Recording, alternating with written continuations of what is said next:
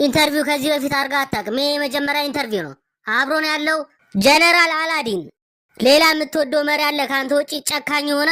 በህይወት ያሉ አምባገነን የሚባሉ መሪዎች በጣም ትንሽ ነው የቀሩት። ብዙዎቹ ሞተዋል። ሳዳም ሁሴን አንዱ ነው፣ እንደነ ጋዳፊ፣ ኪም ጆንግ።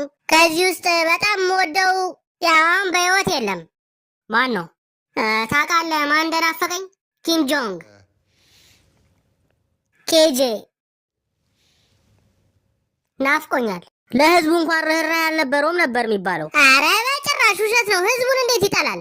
እንደውም በጣም ሩህሩህ ነበረ። በህይወት ሞክረው ያልተሳካል ነገር አለ? አዎ ዊኪፒዲያ ላይ እስራኤልን አይታት ከሆነ ሁሉም ባለበት ላይ ነው ያለው። ስለዚህ እዛ ላይ ማድረግ ያለብኝን ነገር አደርጋለሁ። እኔ እስራኤላዊ ነኝ። አንተ እስራኤላዊ ነህ? አዎ። አንተ እስራኤላዊ ነህ? አዎ። ምንም ማድረግ ችግር የለውም። አይሁዳዊ ስለሆንኩ ነው መሬት ላይ እንደዚህ የተፋው? በጭራሽ ከሱ ጋር ምንም አያገናኘውም። እንዲሁ ዝም ብዬ ነው መሬት ላይ የተፋሁት እና ከኔ ጋር አይገናኝም። መሬቱን አልወደውም። እሺ ወደ ዋናው ጥያቄ እንግባ። አንተ የኑክሌር ጦር መሳሪያ አለህ እንዴ? ምን ነበር ጥያቄ?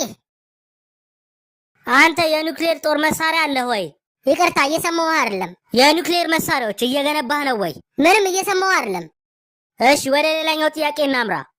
አሁን እየሰማሁ ነው።